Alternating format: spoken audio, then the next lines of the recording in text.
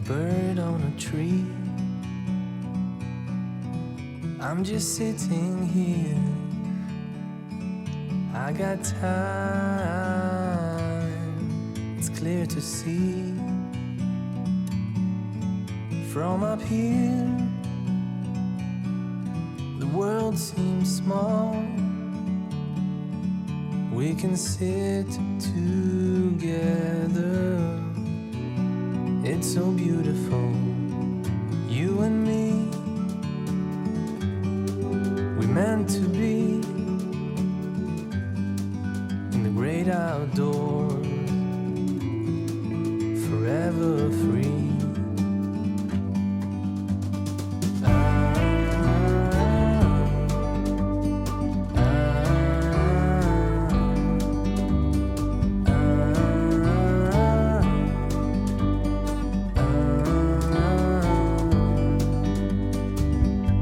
Sometimes you need to go and take a step back to see the truth around you. From a distance you can tell.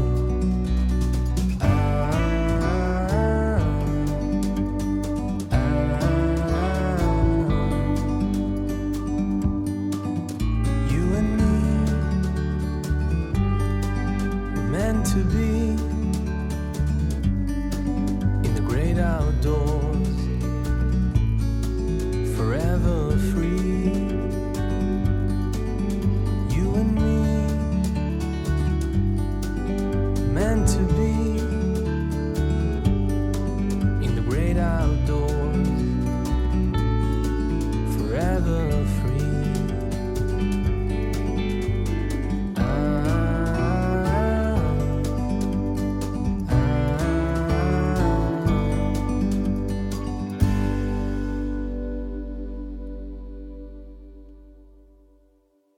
너 그런 애하고 상종도 하지 마. 어? 이제 닫아버리니까 그 다음부터는 이야기를 안 꺼내게 되죠. 귀마중을 안 해서. 자, 오늘 손길과 발길을 누가 한번 읽어주시겠습니까? 네. 네. 천천히 읽어주세요. 충청도 사람들. 손길과 발길. 손길이 사랑이라면 손길의 반대말은 무엇일까? 손모가지일까? 저 손모가지를 비틀어버릴 거야 하고 부르르 떠는 삐뚤어진 입술일까? 손길이라는 말에는 순간의 힘보다는 오래 쓰다듬어서 피어난 체온이 보여있다. 아무것도 바라지 않아서 풍성하게 열매 맺는 햇살의 입김이 있다. 가을 가지치기를 하는 가수원의 아저씨가 톱과 전지가위를 우악스럽게 다루고 있다 해도 그것은 손길이다. 꼭 잘라내야 할 자리와 손날의 각도를 생각하는 마음이 있기 때문이다. 어떤 가지를 남기고 어떤 가지를 잘라내야 할까 가늠하는 따뜻한 눈길이 있기 때문이다. 모내기를 마친 노는 살랑살랑 지나가는 바람처럼 손길 속에는 그 손이 닿는 곳에 따뜻한 사랑과 자랑스러움이 있다. 반대로 손모가지란 말 속에는 다시는 보고 싶지도 상대하고 싶지도 않은 내침이 있다. 말하는 이가 너무 바르르 당당해서 작은 소나기에 콧물과 슬픈 고개 숙임을 보려고 하지 않는다. 비틀어 버리고 나서 후련하게 등을 돌리고자 하는 자신의 독한 심정만이 있다. 손길처럼 오랜 시간으로 쌓아가는 믿음의 정이 아니라 뚝딱 내동댕이 치고 악담이나 말령만이 있을 뿐이다. 정작 손버릇을 고쳐야 할 큰일을 저질렀다면 지금까지 당연히 받았어야 할 손길을 온전하게 받아왔는지 아니면 너무 많은 손길 때문에 숨 막혀왔는지 살펴주는 것이 먼저다. 모든 것이 바르게 되었다는 생각이 든다 해도 그의 입장을 귀담아 들을 줄 알아야 한다. 어른이란 커다란 손과 따뜻한 핏줄을 가지고 있다는 뜻이기 때문이다. 그러나 손길은 바로 곁에 있을 때만 유효하다. 손길이 닿아야 할 곳이 멀다면 그곳까지 손을 옮길 수 있는 것은 발길이다. 가 닿아야 할 손길이 사랑의 편지이거나 책과 옷을 묶은 속보라면 그 발길은 목표와 우체부가 대신할 것이다. 빨리 뛰어가야 할 손길이 돈이라면 금융기관의 온라인과 최신부의 우편함이 발길이 되어줄 것이다. 빈손으로 가는 가난한 손길이라면 그 손길의 따뜻함은 다리뿐만이 온전히 가지고 갈 수 있다. 수박밭의 수박은 농부의 발자국 소리를 듣고 끝나는 말이 있다. 손길과 발길만이 사랑을 여물게 하고 단물이 보이도록 한다. 참 우리가 하는 말 중에 언제 밥 한 번 먹자 이런 말이 있잖아. 네. 밥을 같이 먹는 사람을 한자를 뭐라 그래요? 식구. 식구라고 해요. 밥 먹는 입이 식구인데 밥을 먹으려면 둥근 두레밥상에 같이 앉아야 되잖아요. 같은 공간에 같은 시간에 있어야 돼요. 그리고 동일한 걸 먹어야 돼요. 같은 투가리에서 된장국을 콩나물국을 덜어서 먹는 동안에 식구가 된단 말이에요. 근데 호적상으로는 가족인데 1년에 한 번도 같이 밥을 먹지 않아. 10년 만에 먹어. 한 번도 안 먹다가 15년 만에 찾아와서 돌아가신 어머니가 차려놓은 사잡밥을 쳐다봐. 장례식장에서 밥을 먹어. 그러니까 당연히 온기는 사라지고 어떻게 유산상속을 할 것을 가지고 현장에서 싸우잖아. 정을 데리고 가는 게 아니라 변호사를 대동하고 가. 법리적 헤어짐, 분배만 남아있어. 어머니가 사라지고 어머니가 떠나시고 아버지가 떠나신 자리에 그 빈 공간에 우리가 어떻게 사랑을 채우고 사랑을 나눌 것인가 하는 게 아니라 떠난 자리에 떠났으므로 더욱더 확실하게 이별을 어떻게 할 것이고 더 멀어질 것인가에 대해서 골몰을 해. 그러면 식구가 아니지. 그 사람들은 다시는 밥 먹을 일이 차후에는 없어. 함께 언제 밥 한 번 먹자는 말 누군가 하면 웬만하면 그래 하지 말고 잠깐만 지금은 시간이 안 되겠지? 라고 물어보고 금방 밥 먹고 나왔다 만날 수도 있으니까 요번 주 어때? 다음 달에 시간 어느 날 남어? 네, 점심이 좋아? 저녁이 좋아? 하고 구체적으로 시간을 잡는 거.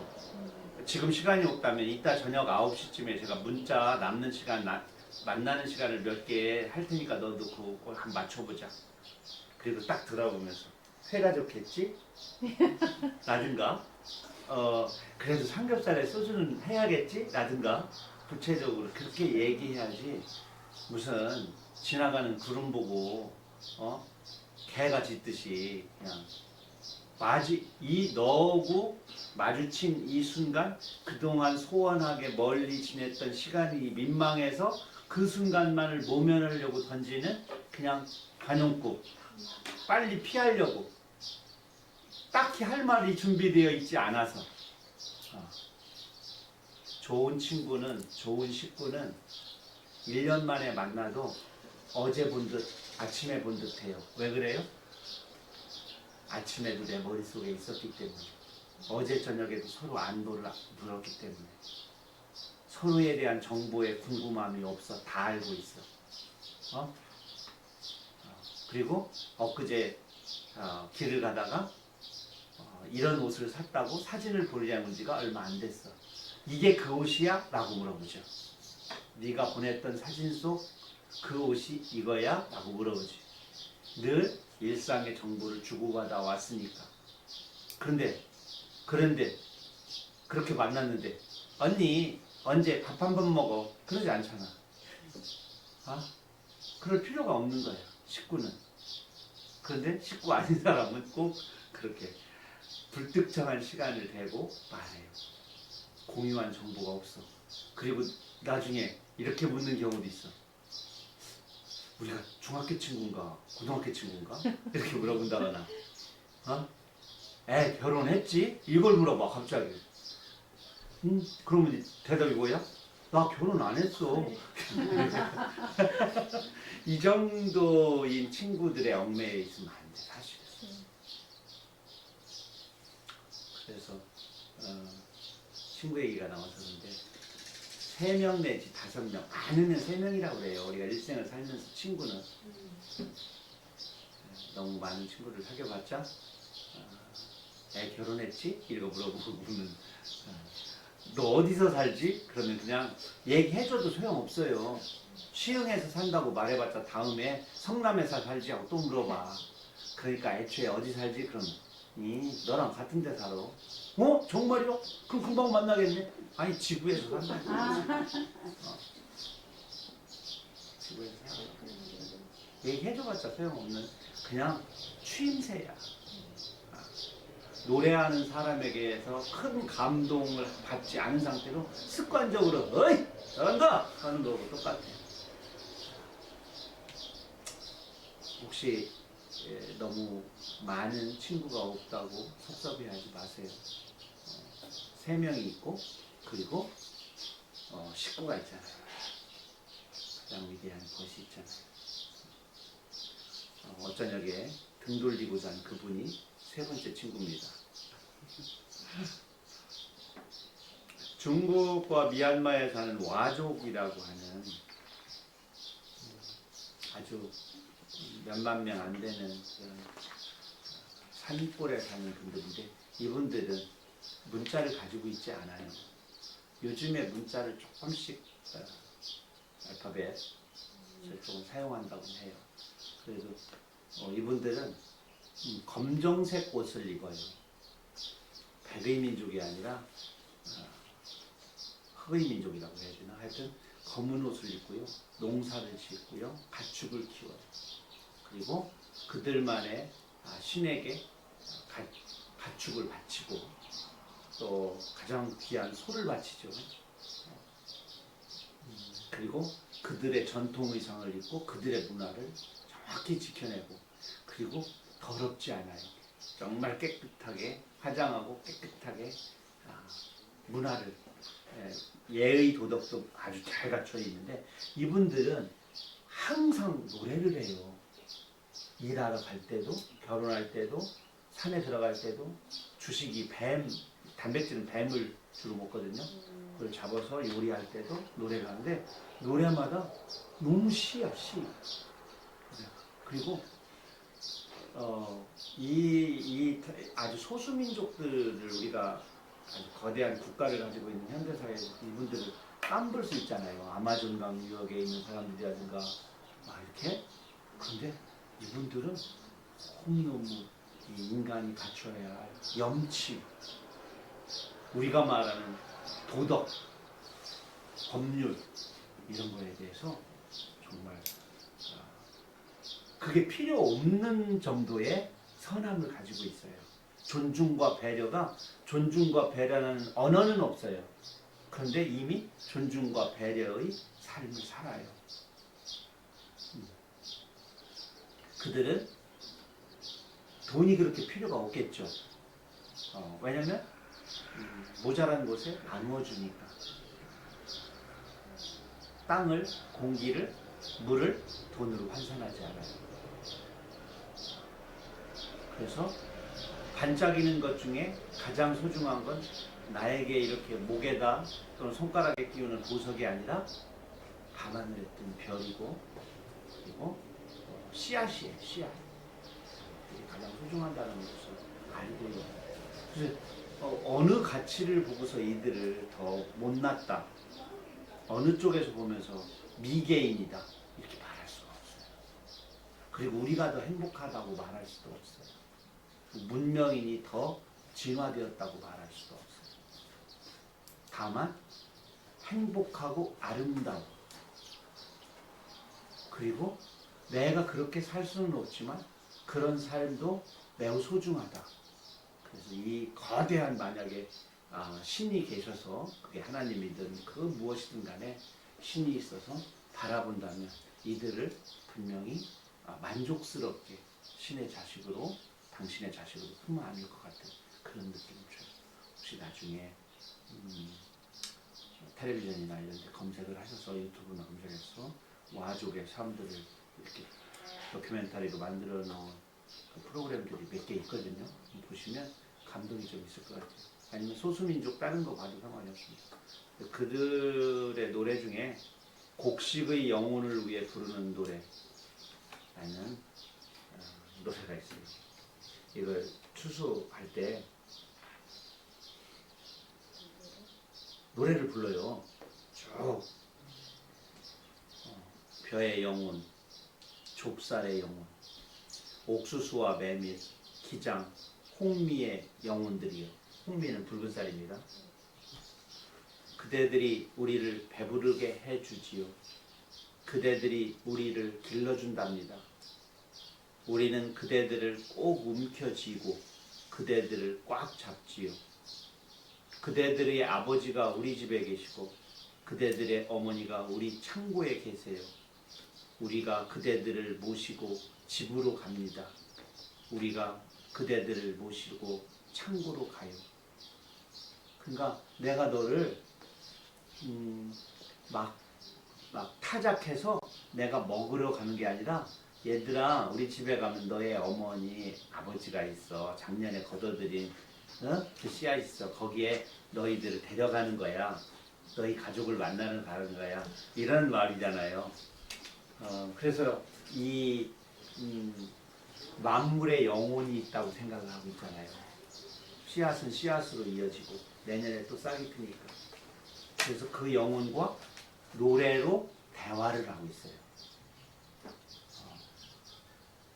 인간 중심에다 두고 만물을 개발의 대상으로 생각하는 게 문제잖아요.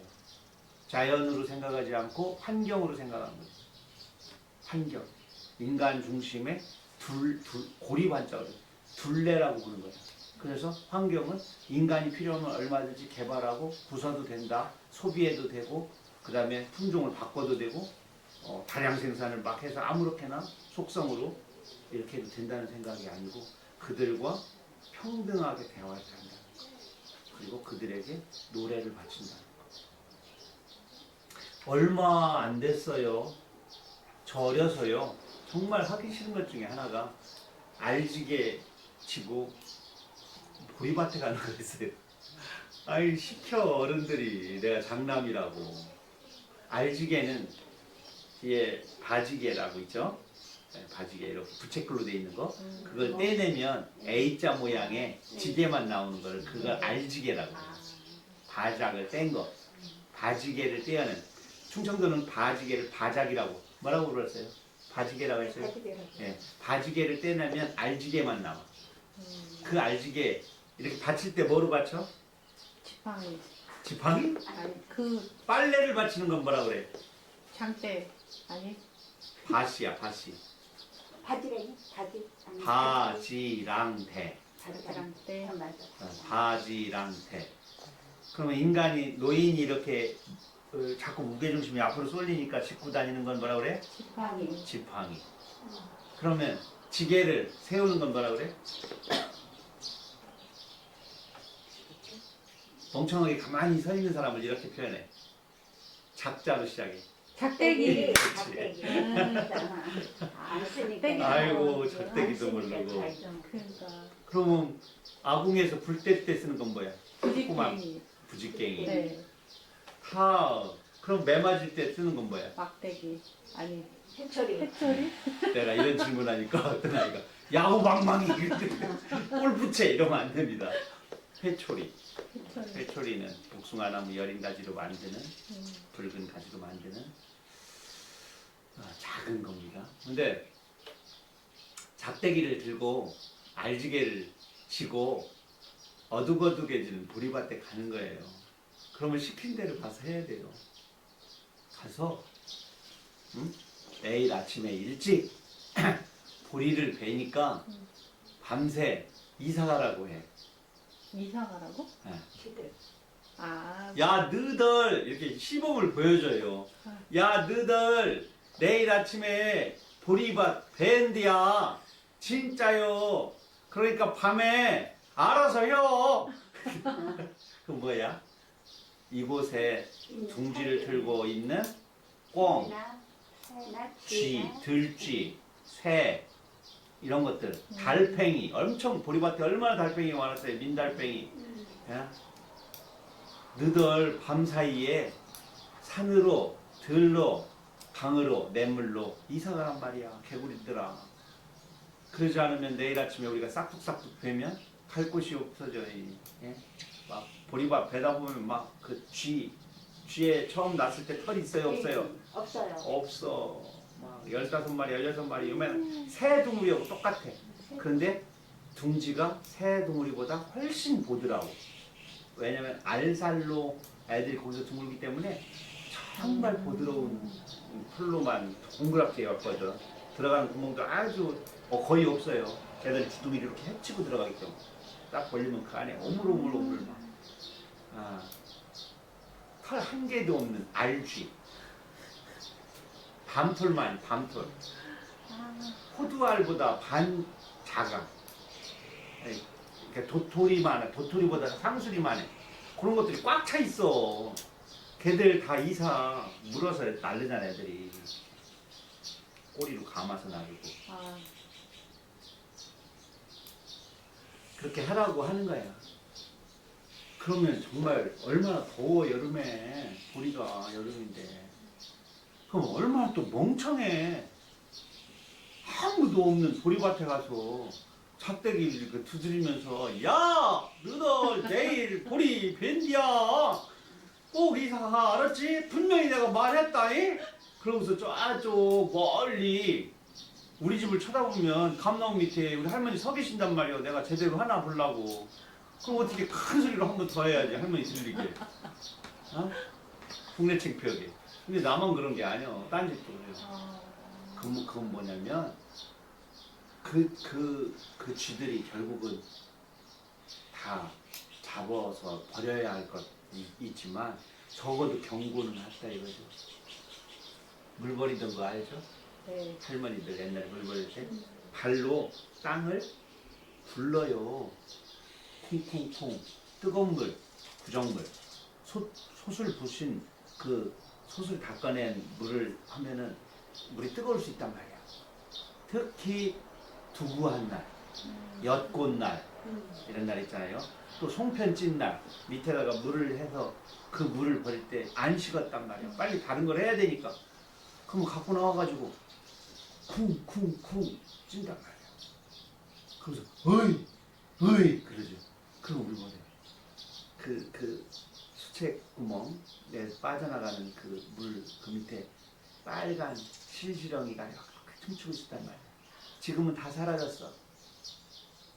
걔들 뜨거운 물 버리면요 하얗게 다 익어버려. 근데 여기 쿵쿵 하면 땅속으로 쏙 들어가. 그치, 이렇게 올림 때문에. 그리고 그 다음에 물 버려. 그럼 죽으면 어때? 근데 그 작은 생명들에 대한 소중함을 알고 계셨어. 나 어렸을 때 일이니까 불과 50년 전만 해도 이 땅의 많은 민중들은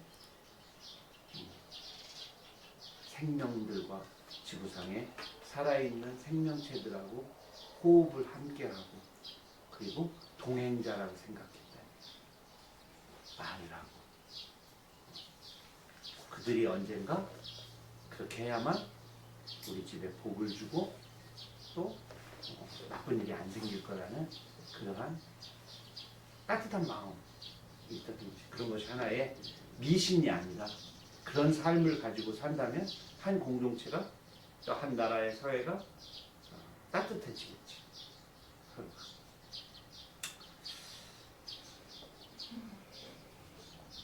등짝의 무게.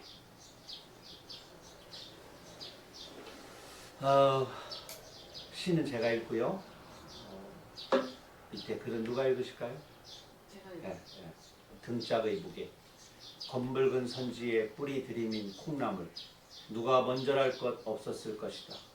수없이 뚫려있는 작은 잎, 알아듣지도 못하는 피 끓는 말이 부글부글 선지의 몸을 만드는 동안 솥단지 밖으로 함께 나아가려고 콩나물은 발끝을 보는 것이다. 빗덩어리로 수위를 지어입은 깊고 긴 뼈다귀들. 선지 해장국에 있는 콩나물 들어있죠? 그 내용을 가지고 쓴답니다. 해장국 이야기 등짝의 무게, 해장국 이야기 짧으니까 한번 읽어봅시다. 시작. 수육보는 좋은 해장국집을 손가락에 뺀다. 콩나물 해장국은 어디가 시원하고 선지는 어디가 깊은 맛을 내는지 서열과 등급을 매긴다. 내가 자주 찾는 우선 해장국집은 콩나물이면 콩나물, 선지면 선지, 두루치기면 두루치기, 못하는 게 없다. 쏙 풀려고 갔다가 외려 비틀거리며 나오기 일수다. 나는 열의 아홉은 선지를 먹는다. 가난하게 자란 나에게 콩나물은 푸성기고 선지는 육류의 한 가지쯤으로 여겨지기 때문이다. 해장국 하나도 어린 시절에 허기와 있다 있으니 입맛이라는 것은 참 질긴 것이다. 그런데 해장국집 이름이 하필 유성이란 말인가? 피를 바치고 노을처럼 붉게 오는 소의 연방울이 보이는 듯하다. 해장국집에 가면 맨 먼저 눈에 띄는 것이 쌀가마니다. 열뜬 술기운에 등짝을 쌀가마니에 기대고 있으면 등골을 치고 올라오는 차가운 느낌이 삼삼하다. 아시는가? 지친 등엔 쌀가마니와 무덤이 젤로 편하다는 것을. 찬 물수건을 이마에 올려놓고 쌀자루에 기대어 지그시 눈을 감으면 찬설이 밀며 날아오는 기러기의 울음소리도 들리고 살얼음을 치며 거슬러 올라가는 고깃뱀 머리도 보이는 듯하다. 강나루 저쪽에서 암소의 목신 울음이 기러기 소리와 함께 건너올 즈음 선지 해장국을 후루룩 후루룩 삼키는 숙연하고도 경건한 마음이라니. 서늘하고도 든든한 등짝의 무게라니. 그런데 검붉은 선지에 박혀있는 콩나물의 긴 말씀과 선지의 아우성치는 작은 입은 또 무슨 버거움이란 말인가. 그 선지의 작은 입속으로 대빨 휘날리며 기어들고 있는 새우젓의 고에는 또 무슨 탱화란 말인가. 아, 그 무슨 말로 지난밤을 쓸쓸하고 찬란하고 허황된 술자리를 말할 수 있으리요. 등짝을 받들고 있는 쌀가마니나 다 쓰다듬으며 식은땀을 훔치기나 할 뿐. 이 해장국집 가보셨죠? 잘 몰라요? 하여튼 있습니다. 지금 저는 이제 술을 많이 안 마시기 때문에 해장국집에 아침에 별로 안 가는데, 이제 예전에는 그 술을 마시는 날짜가 대부분 금요일 날 저녁 직장 생활할 때는 먹게 되잖아요. 그러니까 이제 토요일 날 학교 나가지 않게 늦지막에 이제 아침 점심경으로 이렇게 가서 이렇게 먹는 경우가 좀 있었죠. 그래서 이 글을 쓰고 이 글을 발표하고 이 글을 발표한 잡지를 이곳에 갖다 드린 바가 있습니다. 이 집에. 그래서 제가 가면은 아주 많이 너무 좋아하셔서 혹시 공짜로 주실까 봐요. 잘 안 갑니다. 이렇게 뭐 공짜로 뭐 얻어먹고 이런 거 싫어합니다. 맛이 없어요. 공짜로. 돈 내고 먹어야 맛있어. 그래서 집에서도 간혹 제가 밥을 맛있게 먹으려고 아내한테 돈을 줍니다. 많이 줄수록 맛있습니다. 근데 어느 순간에 돈의 액수는 넘어가면 내가 뜯겨 먹는 것 같습니다. 오히려 먹는 게 아니고. 다시 나에게 쓰는 편지. 콩나물은 허공에 머리 하나 밀어 올리다가 쇠기 전에 머리통을 버린다. 참 좋다. 쓰라린 새벽. 꽃도 열매도 없는 기둥들이 제 몸을 우려내어 맑은 국물이 된다는 것. 좋다. 참 좋은 끝장이다. 이렇게 살 콩나물이 대가리를 떼어내버리고 기둥 하나만으로 맑은 국물을 내서 콩나물 해장국이 되어서 누구의 열뜬 목구멍과 속을 후련하게 개운하게 닦아줄 수 있다면, 내가 이런 삶을 살 수 있다면 뭐 괜찮은 끝장이고 일생이죠. 콩나물이 그래서 가만히 보면 나무젓가락과 비슷한 모양으로 생겼어요. 그래서 저는 그걸 일주문이라고 해요. 일주문. 절에 가다 보면 기둥 하나에 이렇게 돼 있는 게 있죠. 그 젓가락의 생애도 가만히 보면 매우 헌신적이야. 그리고 막 그렇게 막 우리가 빨아대고 막 그래도 몸을 비틀거나 그러질 않고 오로지 자기의 일을 충실하게 하고 그리고 과감하게 버림을 당합니다.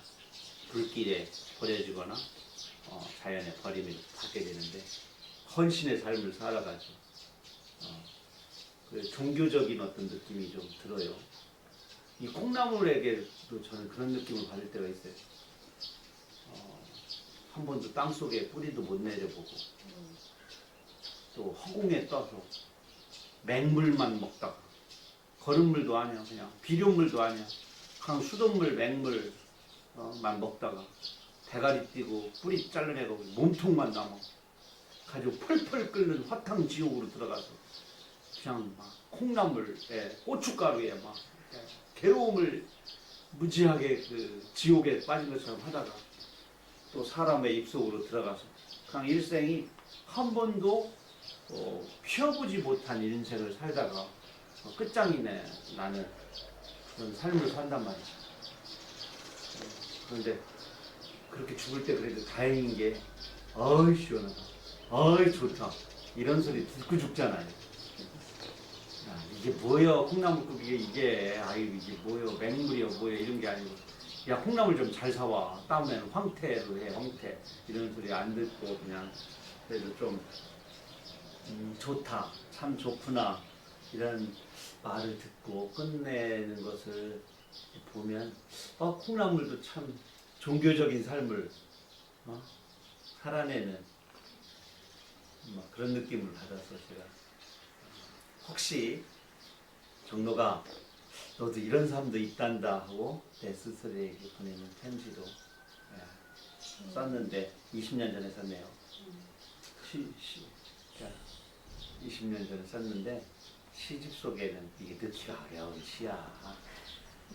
좋다, 참 좋은 끝장이다 이렇게 써놓으면은 이런 걸 시참이라고 해서 자기가 쓴 시에 자기가 죽어버려요. 시의 내용처럼.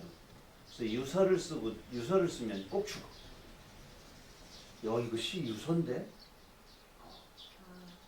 박정만이라는 시인도 그랬고요. 이성선이라는 시인도 나태주 선생님 친구분이셨던 분도 우주라는 어깨에 손을 얹어요. 여기서 친구처럼 대화를 해요. 그래서 딱 보는 순간 절명시, 목숨이 끝나기 전에 쓰는 시인데 라는 느낌을 받을 때가 있어요. 그냥 본인도 모르게 그렇게 썼는데 느낌이 그런 거예요. 그렇죠. 근데 시인은 시집 하나 쓸 때마다 유서를 하나씩 깁니다. 사람들 잘 모르게. 그래요? 어차피 그게 마지막 시집이 될 확률이 크고 의도적으로? 의도적인 거 아닌데 하다 보면 꼭 저도 그런 게 하나씩 들어가는 것 같은데, 이건 의도적으로 쓰고 나니까 이거 끝장이다 이 말 있잖아. 이거를 다른 시어로 바꾸려고 생각을 했었는데 다른 말로 바꾸면 안 돼. 이건 안 돼. 마무리? 이거 안 돼. 참 좋은 마무리다. 끝장이어야 될 것 같아서.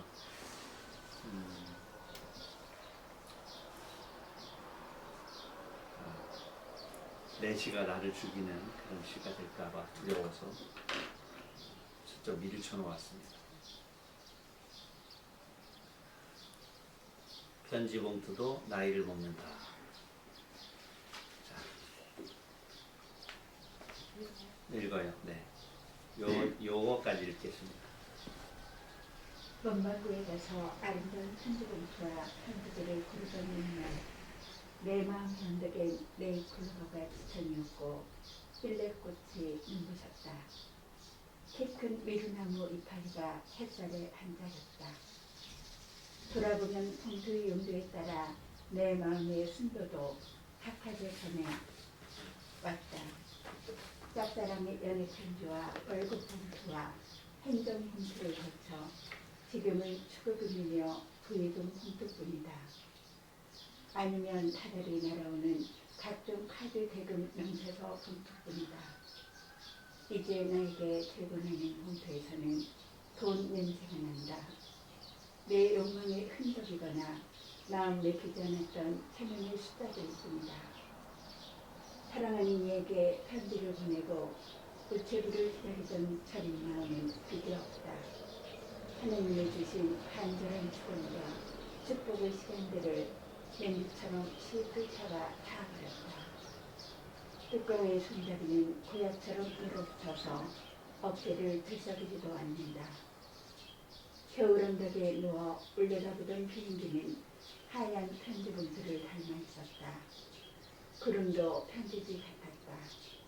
그 시절은 이제 다시 오지 않는다. 내 마음의 편지 봉투는 늙어버렸다. 우표를 사고 색연필을 사고 낙엽을 주워 모으던 내 손을 물끄러미 바라본다. 그래, 이 손으로 편지를 쓰고 우표를 붙이고 텅 빈 우체통을 하루에 몇 번씩 열고 있지 하며 손을 가슴에 갖다 댄다. 덤덤하다. 가슴이 오래된 무덤 같다. 이제 나는 편지 봉투가 나에게 주었던 설렘을 추억하는 나이가 되었다. 편지 봉투 입장이 되어서 그의 마음을 읽어보는 나이가 된 것이다.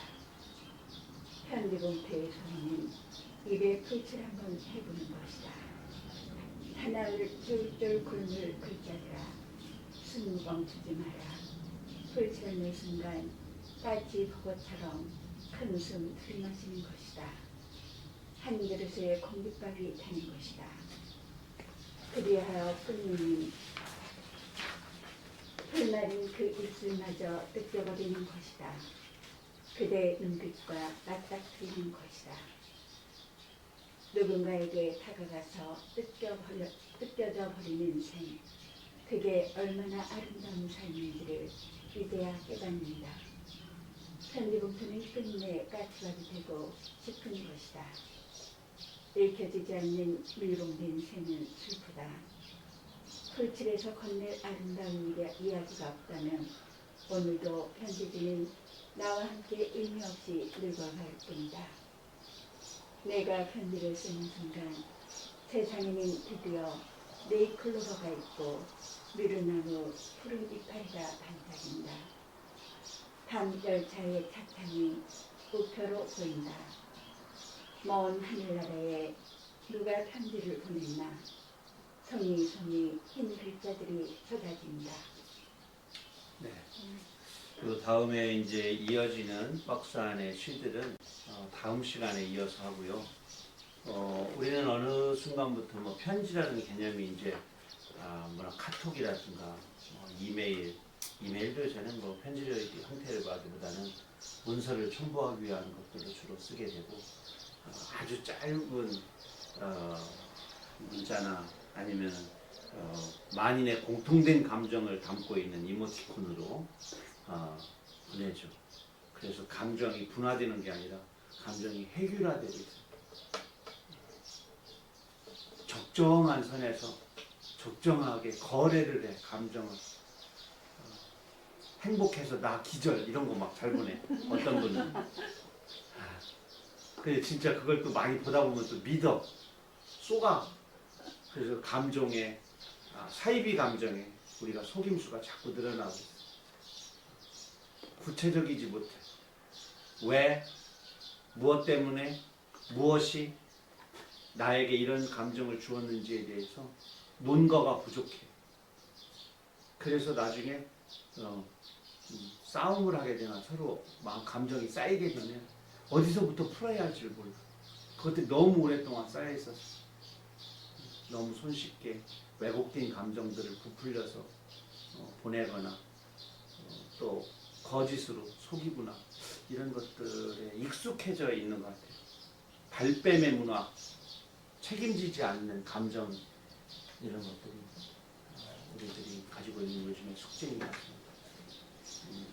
진실된 문장, 왜 그런지에 대해서 명확히 얘기해 줄 수 있는 구체적인 문장, 이런 문장들을 써서 그것이 이메일이 됐든 아니면 쪽지가 되고 카톡이 되고 뭐 문자 메시지가 됐든지 간에 좀 더 왜, 어떻게, 무엇이, 얼마만큼인지에 대해서 명확하게 써서 한 통의 마음을 전하는 그런 시간을 가져보면 어떨까 싶습니다.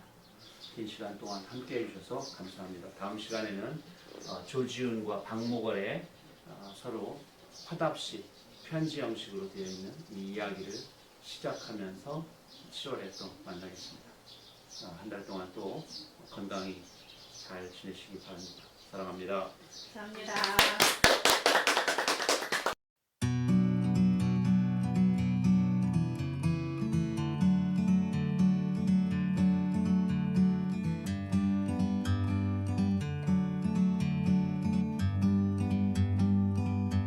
Like a bird on a tree, I'm just sitting here. I got time, it's clear to see. From up here, the world seems small. We can sit together. It's so beautiful, you and me. We meant to be in the great outdoors, forever free.